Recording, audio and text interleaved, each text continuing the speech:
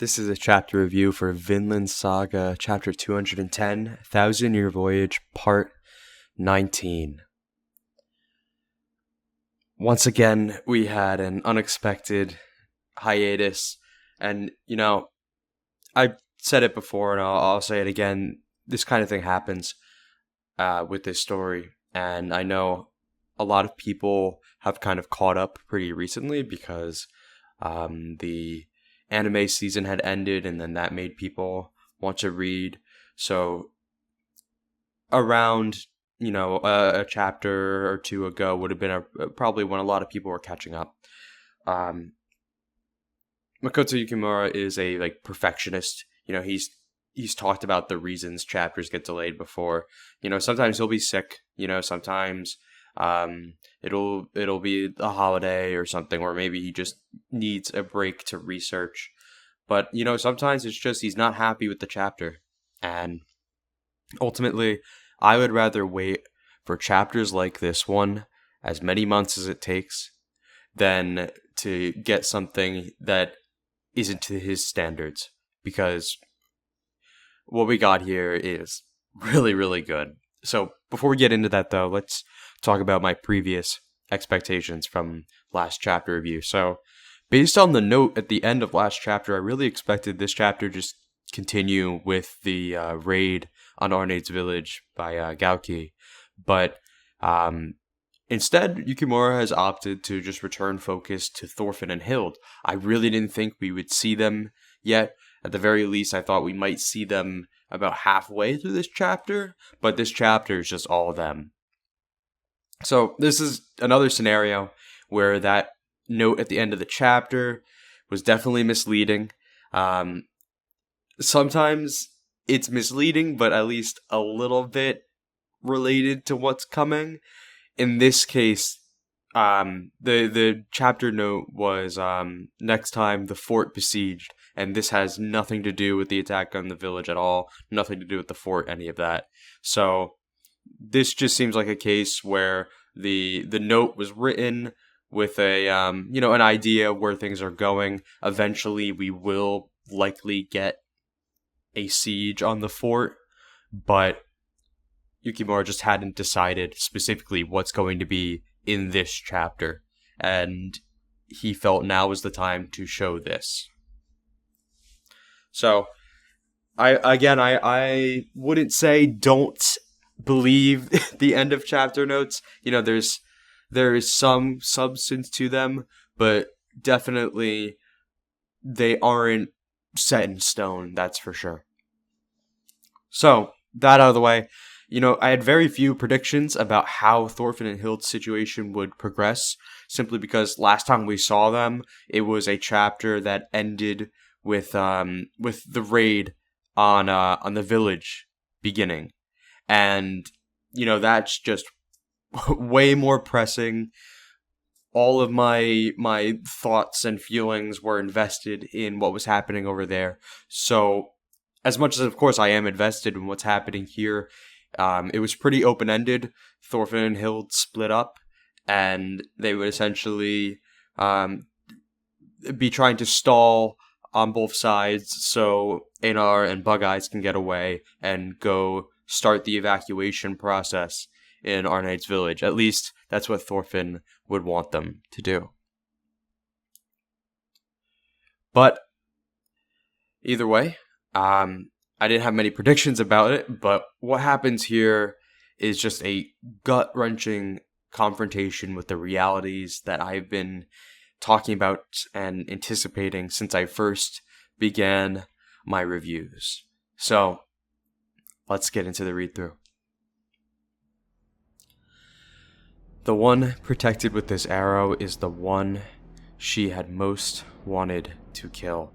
This beautiful cover page here calls back to a similar cover page from chapter 121, whereas before Hild hunted a running Thorfinn, now she protects him.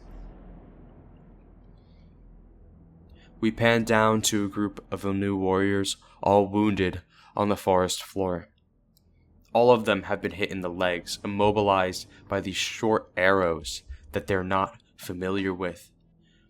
They scan the tree line searching for the Nord bowmen that had shot them, to no avail. One anticipates that they'll all be killed, but another recognizes the reality of this situation. If someone is capable of accurately hitting their legs in this forest, then that person would surely have killed them already if they wished.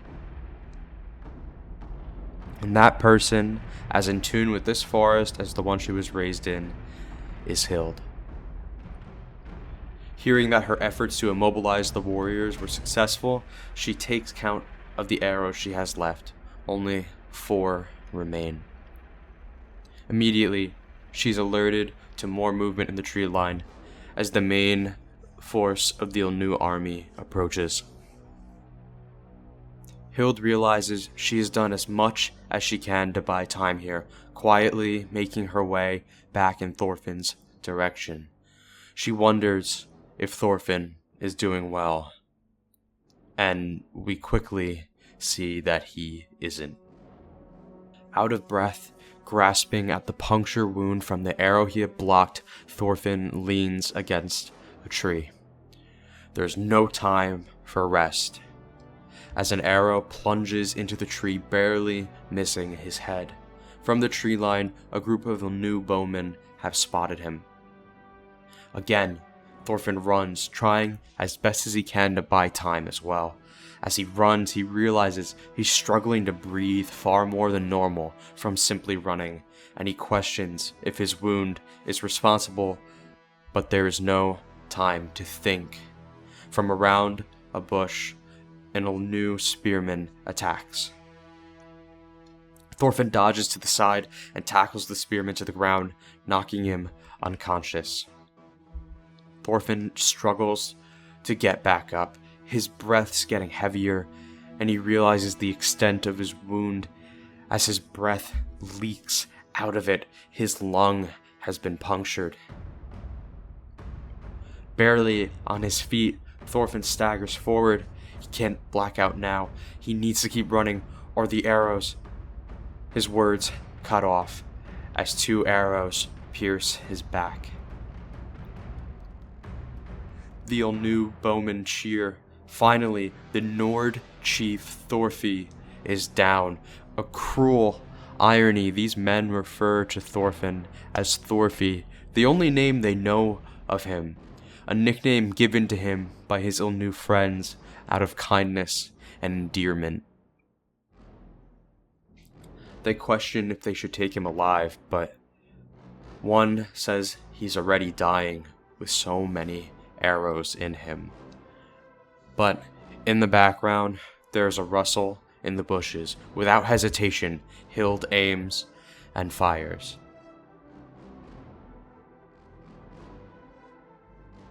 We see wheat, smoke, and embers consuming the sky above.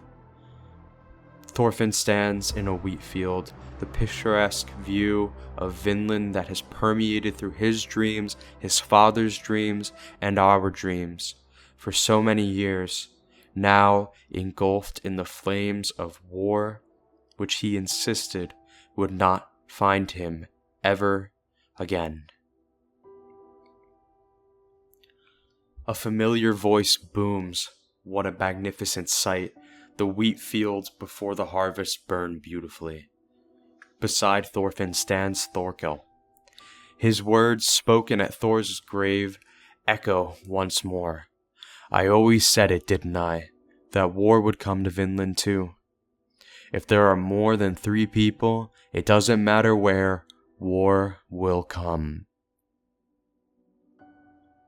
More words echo now from Ivar.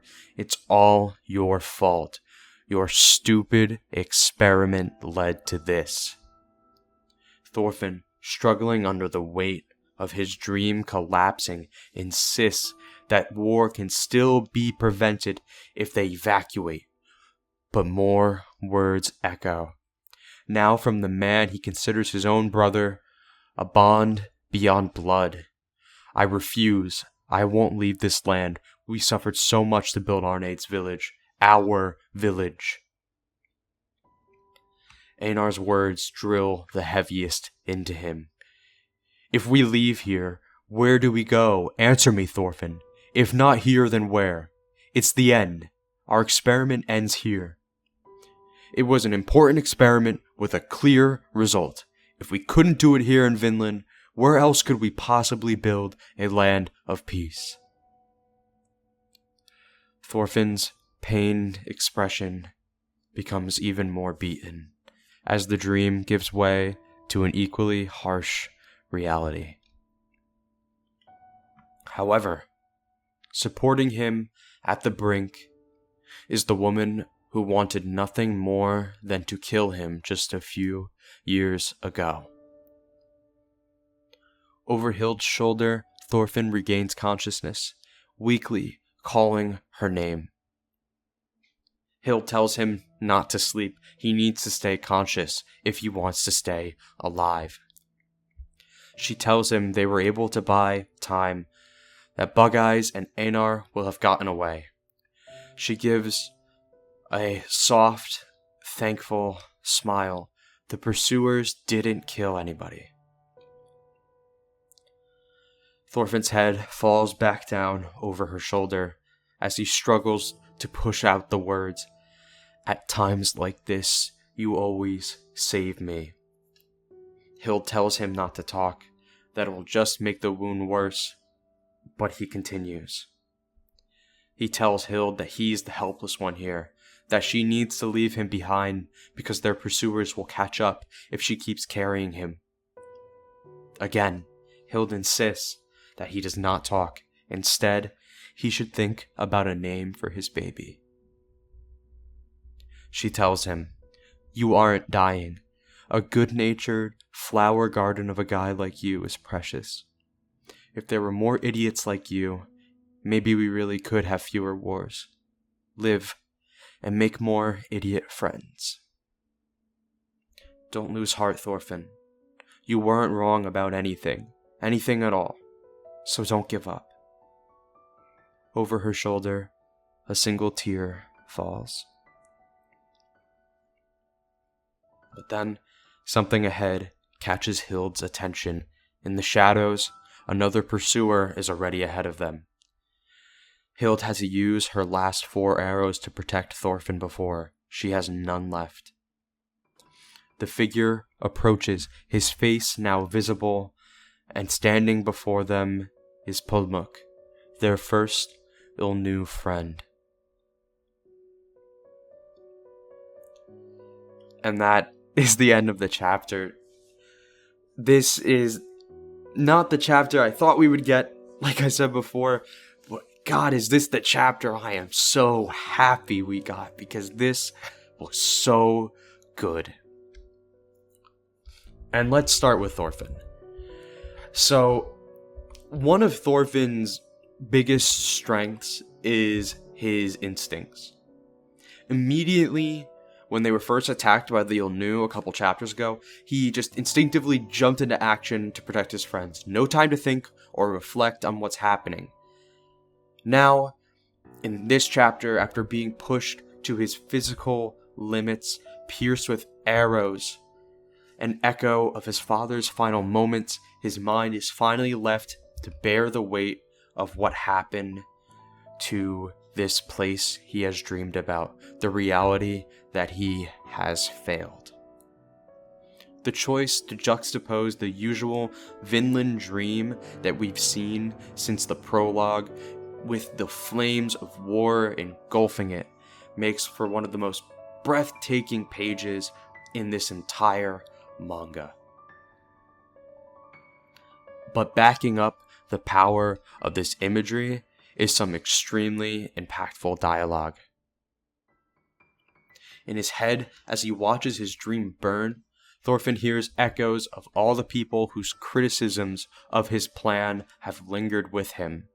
Thorkel's words here are taken directly from chapter 160, at the end of Baltic Sea War, at Thor's grave, when Thorkel first heard of Thorfinn's plan. Ivar's as well are mainly an echo of what he said to Thorfinn in chapter 172 when they first met, where he summarized Thorfinn's plan as an experiment whose results are obvious. The idea of this being a stupid experiment have permeated since that point. He said this too after the incident in Markland, when he's sitting by the fire with Thorfinn, and he criticizes Thorfinn for allowing this to happen, all because of his stupid experiment. And of course, the words that hurt him the most are Einar's, from his refusal to leave Vinland, spoken that same night.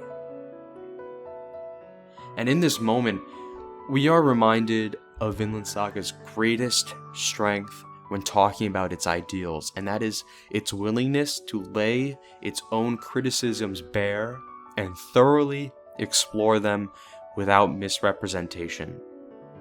From the very inception of Thorfinn's dream, when he spoke to Einar in the barn back in the Slave Arc, the story has not hesitated to place doubt on him, not as a means of creating barriers for Thorfinn to surpass, as if to prove people wrong, but to acknowledge the reality he has been heading towards, that this story has always been heading towards.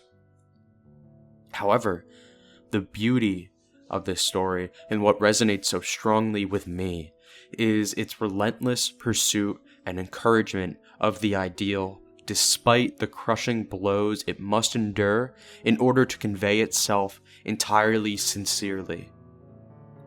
If Vinland Saga was not willing to go this far, simply just allowing Thorfinn to exist in the perpetual ideal, ending after chapter 191, after he's been forgiven and he has finally proven himself and found true peace, it wouldn't be able to say anything of true substance. It would not be able to inspire true change.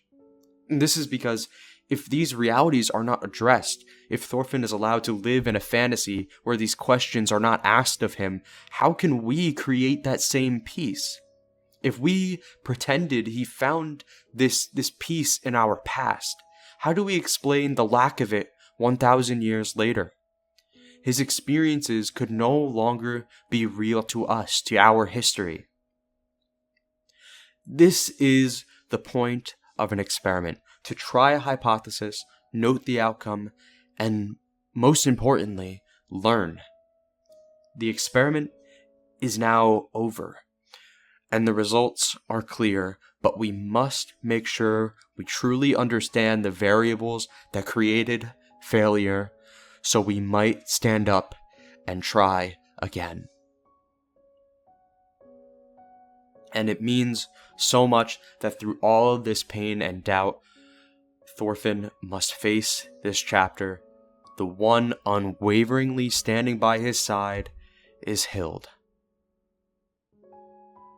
Before that, though, once again, this chapter reminds us of Hild's skill with the crossbow.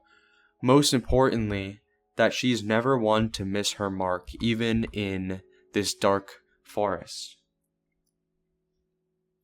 Still, despite this, Hild has never killed a person. Even with her attack on Ivar before, we have no reason to believe she ever truly intended to do more than intimidate them. And again, I have to ask the question if she's truly capable of going through with it. So interestingly, on that note, we don't actually see what happened when Hild saved Thorfinn here. Instead, we cut away to Thorfinn's dream. Is it possible that she needed to do more than just shoot for the legs in order to save his life? I've been predicting such a dilemma would come to pass for Hild at some point, where she would have to really face the fact and, face her words that she claims to be willing to kill a person if she must. And I've been of the opinion that despite her words, she would have a lot of difficulty pulling that trigger. Still, her trauma of being too weak to protect her family still haunts her. She's become strong and she refuses to be that vulnerable ever again. If it is between someone she cares about or an assailant, she may be willing to do what she feels she must. And it's important to note too that later she specifically says the pursuers didn't kill anybody. Not that nobody was killed. So it may be up in the air. Still, I don't think that's something that would happen off screen. I think one of our main characters taking a life would be something we would absolutely see. So I think we can safely assume she didn't kill anyone here, but a lot of interesting things could come from it if we find out that she did for the sake of Thorfinn. That aside though, what sticks with me so much this chapter is her dialogue with Thorfinn after he wakes up. First is Thorfinn saying that she always saves him at times like this. He's spot on. Since the very beginning of her joining on their journey, he has been protected by her crossbow. All that time, she spoke as if it was only to preserve her ability to kill him herself when she sees fit. Although I'm sure she believed those words, and for a short time they may have been true, but I believe her desire to protect him was always part of the same instinctive kindness she plainly shows him now. Before, that instinct frustrated her. Now it is one that brings her relief when those she protects are able to stay safe. But truly bringing into perspective how far Hild has come is what she says after. When Thorfinn tells her to leave him behind and let him die, Hild refuses and tells him to think of a name for his baby. She will not simply allow him to die after all he has done, after how hard she has seen him try. And what really drives this home is what she calls him here, a good-natured flower garden of a guy. What makes this so meaningful and sincere above anything else is her choice to say not just that he's good, but good-natured. This shows that her forgiveness was not because she felt he had changed sufficiently enough, that his goodness is something he had learned enough. She truly believes now that goodness is core to his very being, and it is. Despite all the reasons echoing in Thorfinn's head that his attempt to create a land of peace was a mistake, that all of this is his own fault, which of course he blames himself for, Hild adamantly reassures him that if more people were like him, more idiots who believed in true peace, maybe they really could have fewer wars. That he wasn't wrong about anything at all. And Hild hits the nail on the head here for my feelings on all of this. To place all the blame entirely on Thorfinn for making a sincere attempt at this, for being the idiot who was willing to try without wavering, is to ignore the real factors that create violence and concede all possibility of true peace. If everyone in Vinland was the same kind of idiot as Thorfinn, if everyone was willing to sincerely try as he does, would war really be this inevitable thing? If not, then why would Thorfinn be the problem? Why would he be in the wrong for simply trying? Now, this isn't to say, of course, that Thorfinn is blameless. There is, of course, weight in the fact that he assured people this would not happen. And despite the factors that brought this to happen were the exact things he warned about, it's also not fair to say that war would have never come if everybody present in the village followed in his footsteps. Because there are still people in this land, already in Vinland, who are already the same warriors that he was running from. He can't be the only one. But he's not wrong for trying. It is just beautiful to see how far these two characters have come together, the bond that they now share. Even when people Thorfinn felt he was most aligned with have begun to lose faith in his beliefs, it is the woman who once wished to kill him that now shows him unwavering understanding. Now, if you have been watching my chapter reviews for a while now, you'll know that Polemuk is a character I have been very eagerly waiting to see return. As it currently stands, this war is placing our main characters against an army made entirely of strangers. This is not a falling out between the Norse and the Gitpi tribe they befriended. It is the Norse getting caught up in a struggle for power, much like the many struggles for power they hope to leave behind across the sea. However, with Polemuk, we have the potential to see the tribe they had gotten along so well with now be turned against them after so much intense strain. You have to remember, last we saw Polemuk, he kneeled in despair before the fire, cleansing Chief Gippi's corpse of the curse the Norse had spread onto them, blaming himself as the member of the tribe who was most eager to share close relations with them.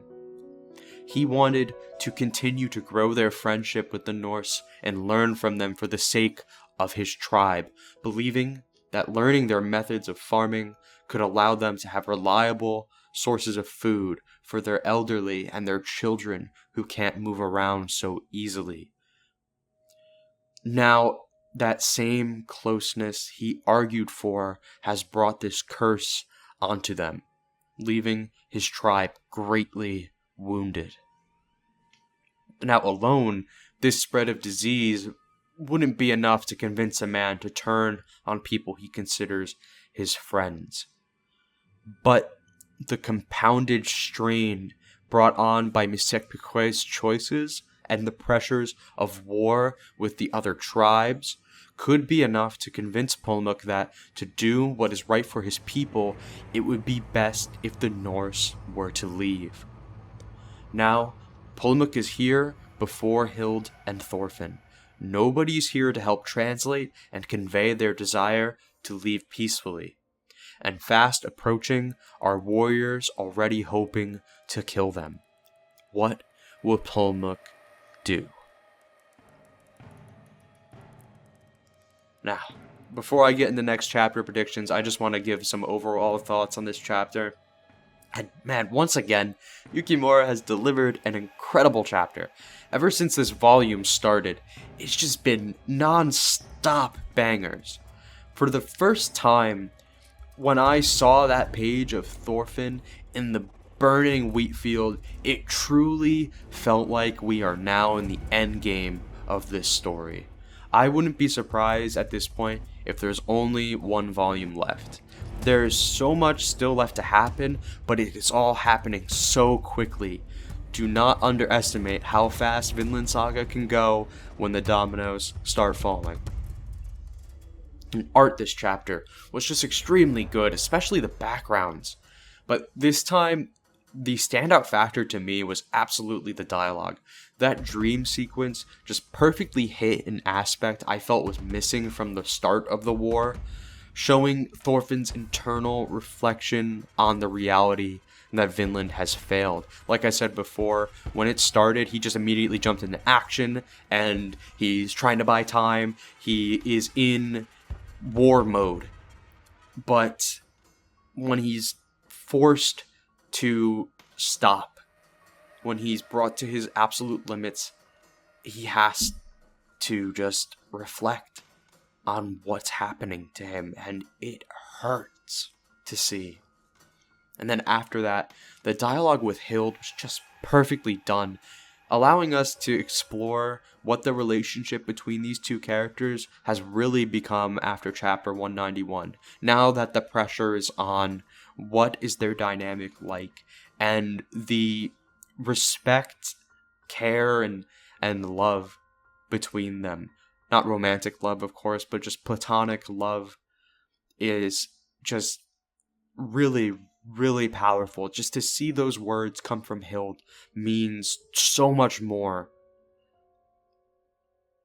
And of course, the end left us with this cliffhanger I have been eagerly waiting for. I might say this is one of my favorite chapters in a while, which is saying a lot, considering Yukimura has not missed at all since the Vinland arc began. So, okay, next chapter predictions. I'm honestly not sure if we're going to bounce back to Arneid's village now, considering I thought we'd stay in the village after last chapter. So, I don't know. Or we might just pick up where this left off. I've already given my predictions on how the attack on the village will go, and what I think that will lead to in my previous reviews, and honestly the last review and the one before, I've been talking about a lot of these for quite a while now. So if you want to hear what I think is going to happen with the raid, definitely check out last chapter review, because I go in enough detail to cover most of my bases there. So I'm going to stick to predicting what's going to happen in this situation. And of course, the big question, what will Pulmuk do? As I said in the review, Pulmuk has a lot of pressure on him now. He carries the personal responsibility he feels towards his tribe as the first to catch the disease and bring it to them, as well as being one of the reasons both groups were in such close contact to begin with. On top of this, the chief of the tribe has passed away, and he may feel a duty to lead them through this dark time, as he is pressured to follow the other tribes in this effort to force the Norse to leave. Considering all that, his expression here, looking kind of cold and stern and distant, rather than pushing to their aid out of concern, makes a lot of sense. Pulmuk is hurt. His people are hurt. Still, I do not think Pulmuk would be so cruel to just attack them unprovoked here as they're trying to flee. He may be under a lot of pressure, but he and Niska were truly friends with Thorfinn. I do not think he would simply feel justified in killing them here. However, as much as Pulmuk was supportive of the Norse, he was never as able to learn the language and translate like Niska was. And this will be the first time he will have to try to communicate with them under pressure without any assistance. And there are some difficulties that may need to be addressed here. One important thing to note is that Misekupkwe advised Pulmuk to not contact the other tribes and just to focus on preventing the spread of disease among the Gitpi. So considering this, Pulmuk would not have any context for what is currently taking place. He would not be aware of Thorfinn's agreement to leave, or the reason fighting still began regardless of that decision. From his perspective, the Norse brought this curse onto his people, one that their shaman had warned them would come, and now the Norse are at war with the Ulnu, a war that their shaman had warned them about. Even if Pulmuk did not want to kill them right here, what if the other tribes catch up? What if they confront him? What if he was forced to pick a side? Would he really throw his tribe into a war against these more powerful tribes, only to allow the group that has cursed them to remain here? Thorfinn and his companions may be friendly, but I don't think Pulmuk has come to doubt that. But he will not forget the sentiments harbored against them by Norsemen like Ivar, sentiments that have culminated in violence once before. Even if it was provoked, that still hurt. Are men like that really worth keeping around? Whether it's now or later, I absolutely believe Pulmuk will feel he has no choice but to force the Norse out of Vinland. Because despite the fact that he does not wish for violence, this war has become a choice between the safety of his people or of those from across the sea. And for Pulmuk, we know which way that choice goes. But we won't be seeing that until next month, at the very least. But man, I am just so excited to see where this goes. We're really starting to just hit all the notes that I've been anticipating for so long. And I can't wait to get there. So, thank you everyone for watching, and I'll see you next month. Bye.